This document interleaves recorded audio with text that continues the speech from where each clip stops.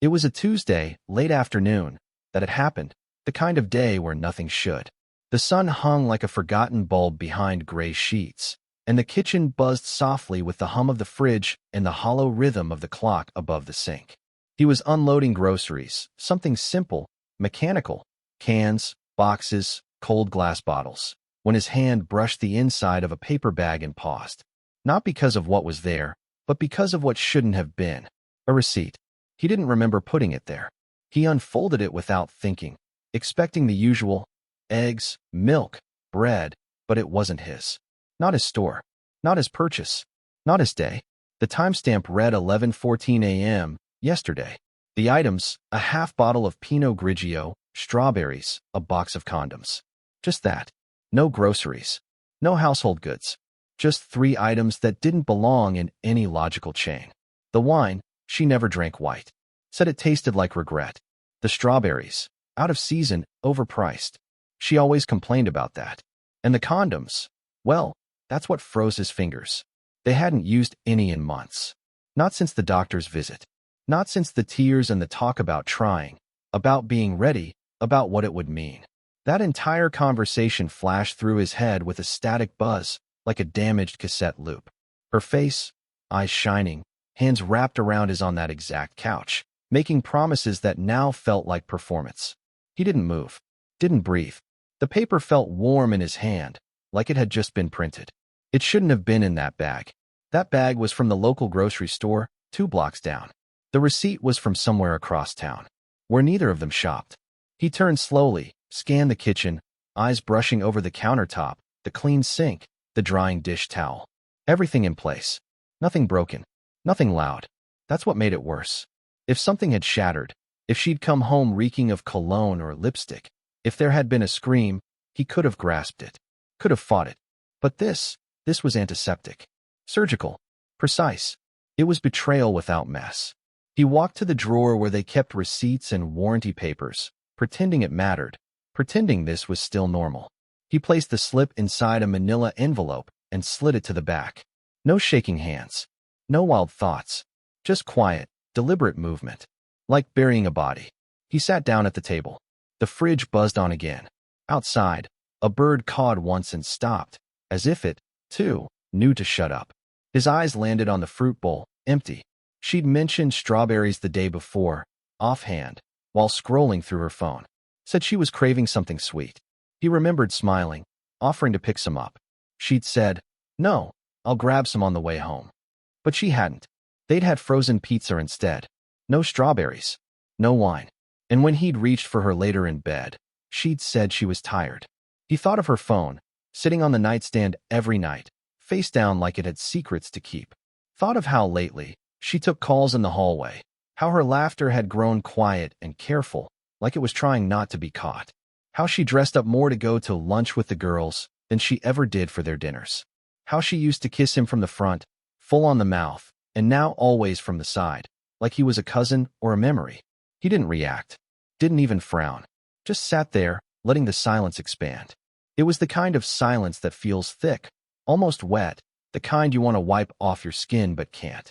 He could still smell the faint perfume she wore in the mornings, floral, crisp, expensive, but it clung too long, like it was trying to hide something underneath. Something masculine, something foreign. He didn't ask her about the receipt that night. Didn't mention the wine, the strawberries, the condoms. He let her talk about her day, about the funny thing her coworkers said, about how exhausted she was. He nodded, laughed at the right moments, touched her hand once. But the crack had split the foundation already. It wasn't suspicion, it was confirmation. Just not spoken. Not yet. She didn't know what he'd found, and that was his advantage. The next morning, she kissed him on the cheek and left early for a work meeting. He waited until the sound of the car faded, then opened the envelope again. Read the receipt one more time. Not for answers. For fuel. Because that was the moment he knew. Not hoped. Not feared, knew. And once a man knows, the game changes. Not with noise. Not with anger. But with intent. Cold. Sharp. And final. The mornings started changing first. Not in a way anyone else would notice, but he did. She used to linger in the doorway, coffee in hand.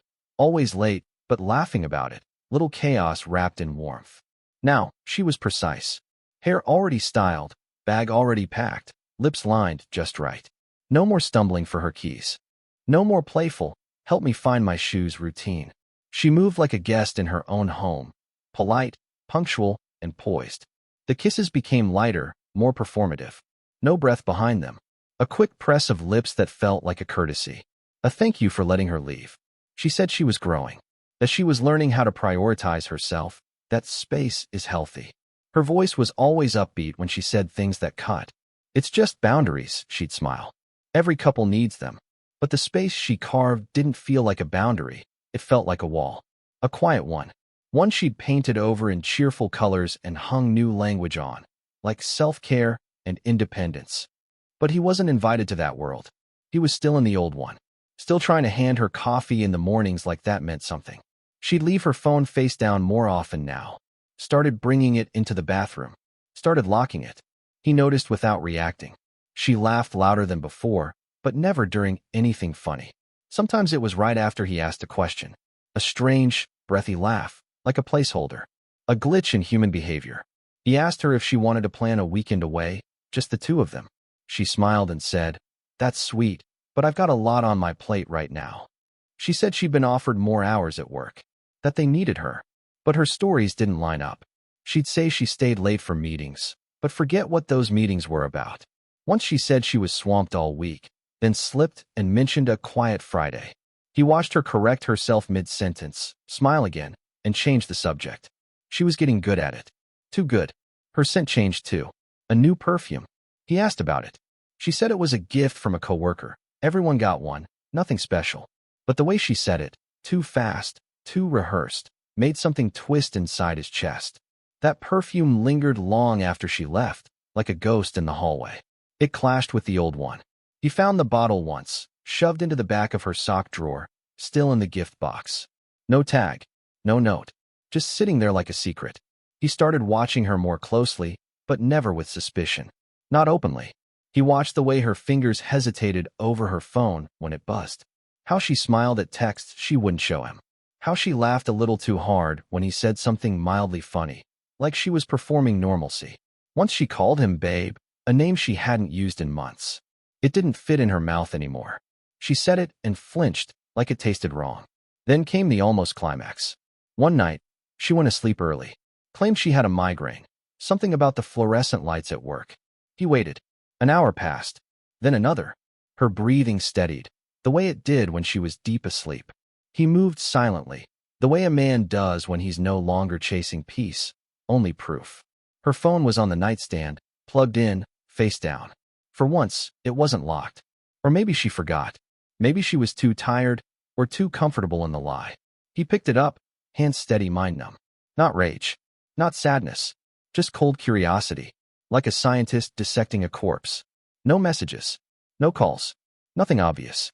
He felt almost disappointed until he opened the Notes app. There was one note, untagged, untitled. Just a list of names. 6 or 7. First names only. Next to each, a time. Some in the morning. Some in the evening. Some with dates. It looked like a schedule. Or a tally. Or something worse. At the bottom, a single sentence. Decide by next week. He stared at it for a long time. Not blinking. Not breathing. Then put the phone back exactly where it was. Screen down. Cable angled just as she left it. Slipped back under the covers without a sound. She stirred, turned slightly, never waking. Her back to him, as always now. He didn't sleep that night. Didn't need to. His mind had gone quiet in a way that was dangerous. He didn't ask her about the note. Didn't confront. Didn't accuse. He just filed it away, mentally. A new piece in the puzzle. But it didn't clarify. It distorted. Made the whole thing stranger. Darker. She wasn't cheating, not like before, not obviously. But she wasn't here either. Whoever she was with, whatever she was planning, he was no longer part of it. He played the role. Made coffee in the morning. Kissed her cheek. Asked about her day. She laughed and said, "You're so attentive lately."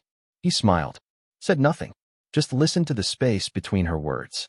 That's where the truth was now. In the pauses. In the pieces she tried not to let him see. He didn't believe in her anymore. He believed in patterns.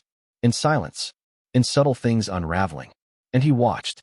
Not because he needed to know, but because he already did. He just hadn't seen the shape of it yet. But it was forming, and when it did, he wouldn't speak. He would act. It happened on a Thursday, 2 weeks after the note in her phone, when he came home earlier than expected, deliberately, without warning, without noise. The house was clean, too clean, and silent in a way that didn't fit the hour. Her car was in the driveway. The lights were on. The living room smelled faintly of her perfume, too fresh, as if it had just been applied. But the TV wasn't playing, no music, no footsteps upstairs. Just stillness. He walked in like a ghost, his shoes muffled against the carpet, each step slower than the last. He called her name once, softly, just to test the air. No response. That wasn't what changed everything. That came a minute later, when he walked into the kitchen, glanced at the counter, and saw the wine bottle. Half empty. Pinot Grigio. The same brand, the same vintage from that receipt he never mentioned. Chilled. Opened. Breathing. 2 wine glasses on the table, one with a faint smudge of lipstick, the other with a single fingerprint near the rim, his.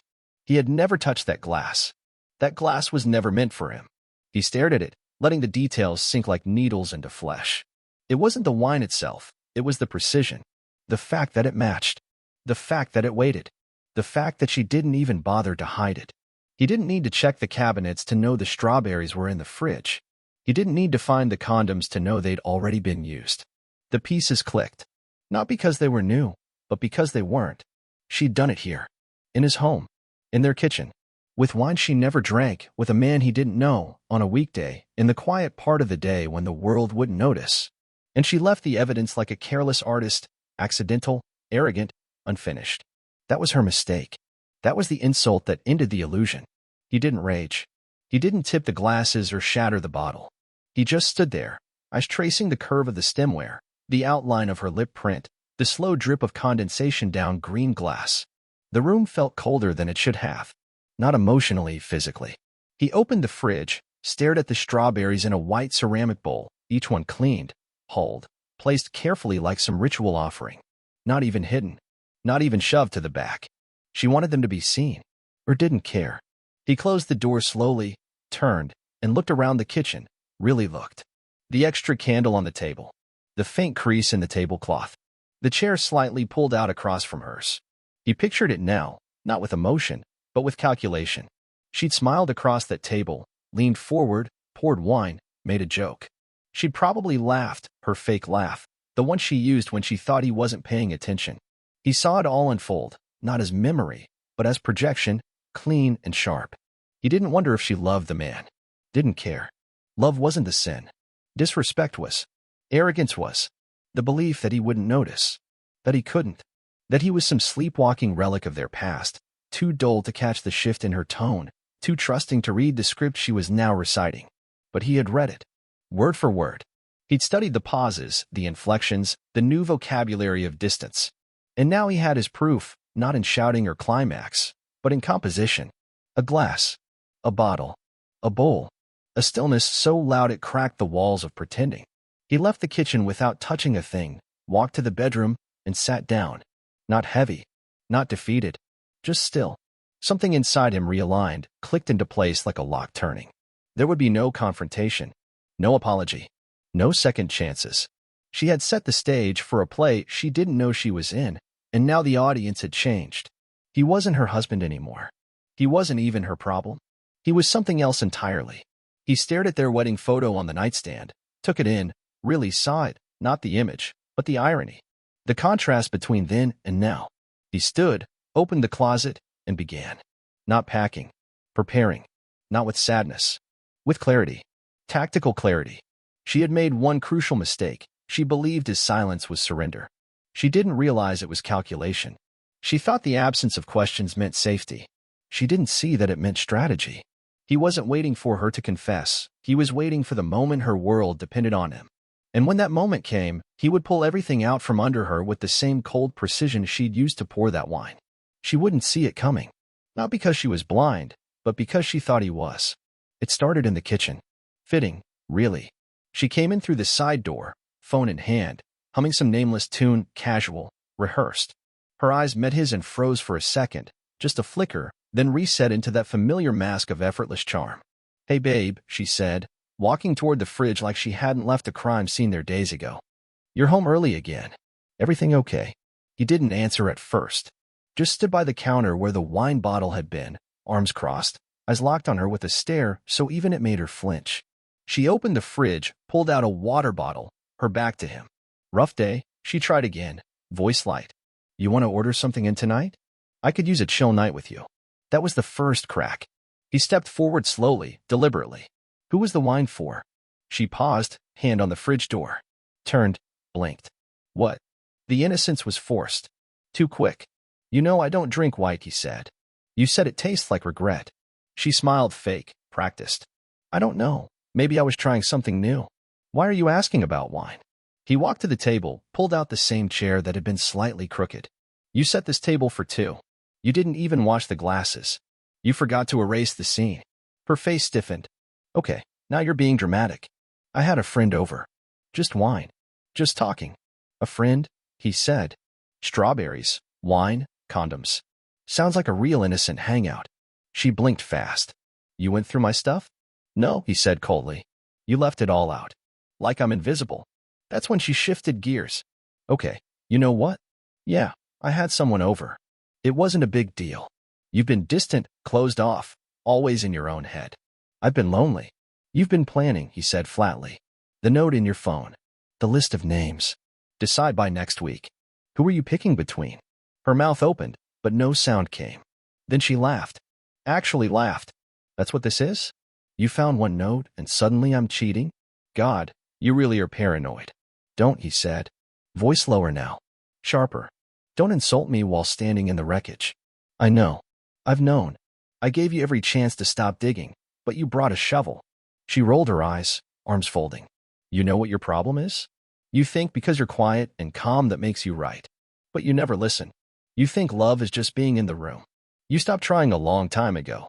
He stepped forward, voice flat. And you started rehearsing. Every word out of your mouth lately has been a script. Boundaries. Growth. Independence. All that talk about finding yourself, but you were just finding someone else. She threw her hands up. Fine. You want the truth? Yes, I cheated. Yes, I had him here. And you didn't even notice until I left the wine out. That's how disconnected you are. There it was. The spark. The fire. But he didn't yell. He didn't move. No, he said, eyes boring into hers. I noticed everything. I noticed when you stopped laughing at my jokes. When you started looking at me like a burden instead of a partner. I noticed when you started dressing up just to run errands. I noticed when you stopped saying goodnight. Her mouth opened, ready to speak, but he kept going, voice louder now, not shouting, but cutting. You didn't cheat because you were lonely. You cheated because you thought I wouldn't do anything about it. You thought I'd roll over and keep playing husband while you auditioned for replacements. Her face twitched, mask starting to slide. That's not fair, he snapped. Fair was what I gave you. Loyalty. Trust. Silence. You took that as weakness. You thought I was too soft to call you out. Too slow to see the signs. But you weren't subtle. You were lazy. And now you're exposed. She stepped back slightly, voice cracking. It wasn't supposed to be like this. You weren't supposed to catch you, he finished. You thought the performance would hold. That I'd stay in the audience while you played lead in a drama about self-discovery. But guess what? I'm the one writing the ending now. Her lips quivered. The confidence faded. I didn't mean to hurt you. You didn't mean to get caught, he corrected. Everything else? That you meant. Every lie. Every fake smile. Every deflection. You meant every second of it. And now it's over. Her eyes glistened, but no tears came. She stood there, breathing heavy, lips parted, like she wanted to speak, but forgot how. He didn't move. Didn't leave. Just watched her. Watched her realize that the man she betrayed, belittled, and underestimated had seen through every mask and wasn't going to scream, cry, or beg. He was just going to win. And she knew it. That was the final blow. Not the words. Not the proof. The silence. The fact that he didn't leave. He let her stand there, unraveling under his gaze, and she realized too late. This wasn't just a confrontation. It was her reckoning. She stood in the kitchen doorway like something deflated, her posture still trying to hold the shape of a confident woman, but her eyes giving her away, glassy, frantic, searching. You're overreacting, she said, the words slipping out fast, like maybe if she spoke quickly enough she could outrun the truth. It was one mistake. One. You're going to throw everything away over this. He didn't blink. Didn't move. Just stood there, arms crossed, face unreadable, like he was watching the last scene of a film he'd already predicted. She took a step forward, hands up now, palms out like she was approaching a wounded animal. "We can fix this," she said, her voice cracking with a blend of urgency and disbelief. "You and me, we've been through worse, haven't we?" Still nothing. Just that stillness. That unbearable quiet. And then the pivot, he saw it coming. Her jaw tensed, her brows furrowed, and the next words came with venom. "You're not so perfect either. You act like you've been some flawless husband? You think I don't see the way you shut down, the way you retreat into yourself? I've had to carry us for months." His eyes narrowed slightly, not in anger, but in calculation. "No," he said, voice low, clean. "You carried a lie. That's different." She faltered. The weight of that one sentence hit harder than any accusation. But she wasn't done. "Not yet. You'll never find someone who loves you like I did," she hissed, voice shrill now. "No one will ever care the way I have. You think you'll just move on and it'll be better? You'll see. It won't. You'll be alone, and you'll remember me." He tilted his head, his reply almost gentle in its brutality. "You didn't love me. You tolerated me when I was useful. And when I wasn't, you started rehearsing your exit." Her breath caught in her throat. She took another step forward, but he raised one hand, not in defense, but in finality. "Stop. Don't rewrite this. You didn't make a mistake. You made a decision. Over and over. You planned it. You executed it. And you only want to fix things now because the house you burned down still had your name on the deed." Her hands were shaking now. She tried to laugh again, but it came out wrong. "Broken. You're seriously going to end this? Just like that?" "It ended," he said, "the moment you invited someone else into our life and left the door open behind him.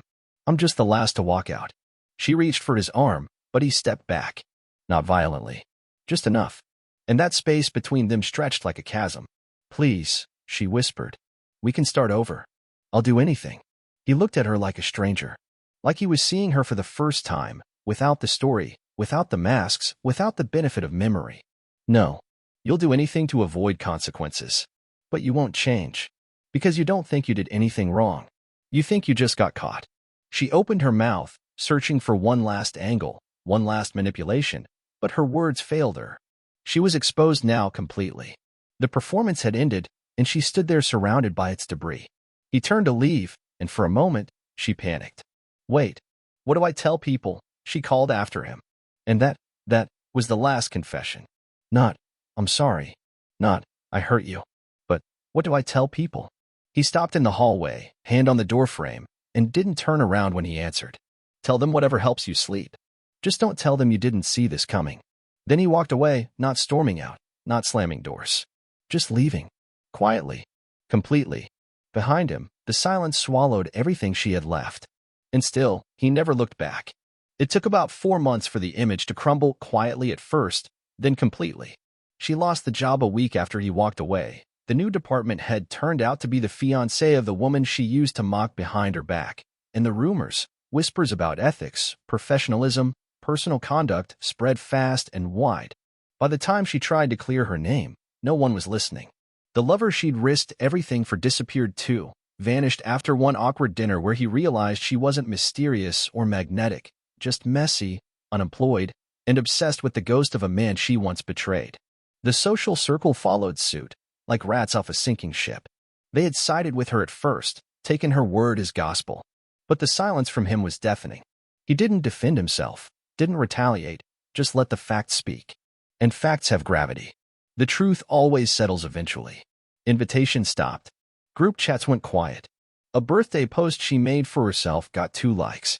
Her family stopped replying to messages after she showed up unannounced at her sister's house, mascara streaked, voice trembling, asking if they'd heard from him. They hadn't. He'd gone quiet, moved on, rebuilt quietly, with dignity. She, on the other hand, unraveled. She sent texts first. Casual at first. "Hope you're doing okay." Then more desperate. "I miss you. Just talk to me. Please." Then came the voicemail. Voice low, trembling, half-choked. "I still love you. I always have. We were soulmates. I didn't mean for any of it to happen. I was confused. I made mistakes. Please, just talk to me." He played it once. Not out of sentiment, out of closure. Because what he heard wasn't a woman in love. It was a woman drowning. Not in guilt. in consequences. Her sins had turned back on her, her arrogance, her manipulation, her belief that she could always control the narrative. And now she had nothing. No job, no image, no partner, no reputation. And still, somehow, she thought he might be her lifeline. That he might still remember the woman she pretended to be. But he didn't. Not in the way she hoped. When he saw her on the street, thin, eyes hollow, dressed like someone trying to look stable but failing, he didn't feel anger. He felt detachment. Like watching a stranger he vaguely recognized from a dream. She smiled when she saw him. That old smile. The one that used to melt him. Now it just looked sad. Used. Expired. She said his name, stepped closer. I've changed, she said. I see everything now. I was stupid. You were the only real thing in my life. He nodded once, not with warmth, but with finality. That might be true, he said. But I'm not in your life anymore. She blinked, tears forming. Don't you miss us? He tilted his head slightly, voice calm. You don't even miss me. You miss who I was before you broke him. She tried again. We can rebuild. But he shook his head, already turning. You built your world without me. And now you're just standing in the ruins. She reached for him, fingertips grazing the air, but he was already gone. Not hurried. Not cold. Just finished. And that was the deepest cut of all. Because now, when she looks at her reflection, she sees a stranger. And when she looks for someone to blame, all she finds is the woman she became. The woman who thought she could have everything, and now has nothing but echoes. So yeah, that's the story. That's how it ended. Thanks for listening. Let me know where you're watching from, and what you would have done if it were your wife.